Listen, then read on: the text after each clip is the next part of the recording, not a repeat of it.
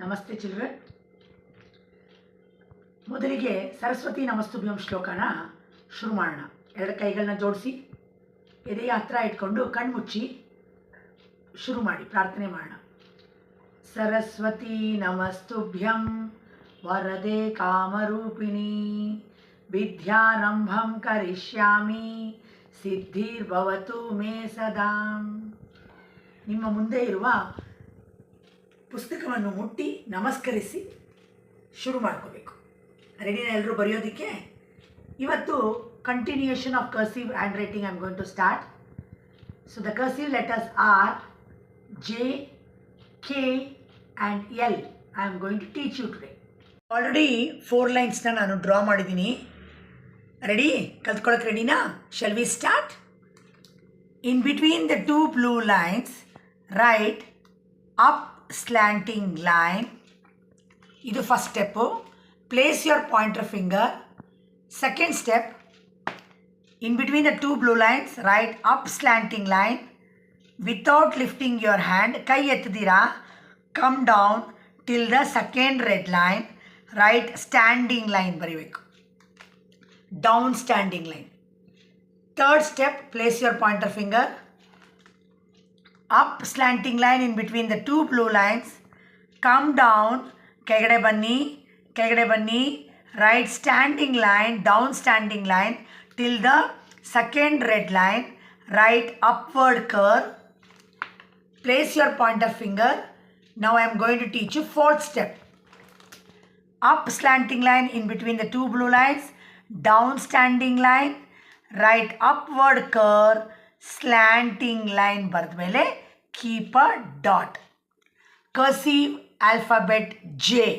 Phonic sound J, J, J. The phonic song jumping jackal, jumping jackal. ಇಲ್ಲಿ ನೋಡಿ, jackal jump ಮಾಡ್ತಾ ಇದೆ. Jumping jackal, J, J, J, J, J, J. The next alphabet is K. Cursive alphabet K. Already I have drawn 4 lines here. Ready? Are you ready to learn cursive alphabet K? Second blue line ina mele pencil idbeku. So ನಾನು chalk piece ಇಟ್ಟಿದ್ದೀನಿ. Write up slanting line till the first red line. ಇದು first step. Place your pointer finger. Second step, up slanting line till the first red line. Bend towards your left hand side. Second step. Now I am going to teach you third step. Place your pointer finger ಇಟ್ಕೊಳ್ಳಿ. Third step na ಹೇಳ್ಕೊಡ್ತೀನಿ. Second blue line ಮೇಲೆ chalk piece ಅಥವಾ pencil ಇಟ್ಕೊಂಡು write up slanting line. Bend towards your left hand side. ಕೈ ಎತ್ತದಿರಾ ಹಾಗೇ ಕೆಳಗಡೆ ಬರಬೇಕು. Right standing line ಬರೀಬೇಕು. Fourth step, place your pointer finger. Up slanting line, bend towards your left hand side. Right standing line ಬರೆದ ಮೇಲೆ ಅದೇ ಲೈನಿನಿಂದ ಮೇಲಕ್ಕೆ ಹೋಗಬೇಕು. Go up up up till the first blue line ಬರೆದ ಮೇಲೆ ಲೆಫ್ಟ್ ಸೈಡ್ಗೆ ಒಂದು ಕರ್ವ್ ಹಾಕಬೇಕು. Place your pointer finger. Right up slanting line, bend towards your left hand ಸೈಡ್ಗೆ ಬೆಂಡ್ ಮಾಡಿದ್ಮೇಲೆ ಸ್ಟ್ರೈಟ್ ಲೈನ್ ಹಾಗೆ ಸ್ಟ್ಯಾಂಡಿಂಗ್ ಲೈನ್ ಹಾಗೆ ಬರಬೇಕು. ಕೈ ಎತ್ತಬಾರ್ದು. Without lifting your hand.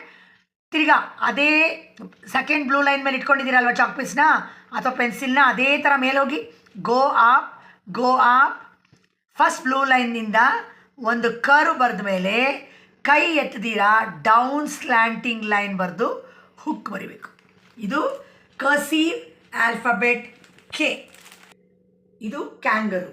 Kind kangaroo, kind kangaroo, kind kangaroo, kind kangaroo.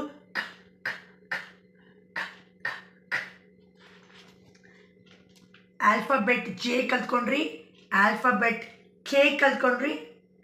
ಇವಾಗ alphabet L ತುಂಬ easy ಮಕ್ಕಳೇ. ರೆಡಿನಾ? 4 lines already have drawn. 4 lines already draw ಮಾಡಿದ್ದೀನಿ. ಸೆಕೆಂಡ್ ಬ್ಲೂ ಲೈನಿನ ಮೇಲೆ ಪೆನ್ಸಿಲ್ನ ಇಟ್ಕೊಳ್ಳಿ. Right up slanting line till the first red line. Place your pointer finger. Up slanting line till the first red line. Bend towards your left hand side. Place your pointer finger. Third step ಹೇಳ್ಕೊಡ್ತೀನಿ. Right up slanting line till the first red line. Bend towards your left hand side. ಕೈ ಎತ್ತದಿರಾ without lifting your hand. Right standing line. ಬನ್ನಿ ಕೆಳಗಡೆ ಬನ್ನಿ ಕೆಳಗಡೆ ಬನ್ನಿ count down. A hook. ಇದು third step. Cursive alphabet L. ಇಲ್ಲಿ lion ನೋಡಬಹುದು, ಇಲ್ಲಿ ಲೇಕ್ನ ನೋಡಬಹುದು.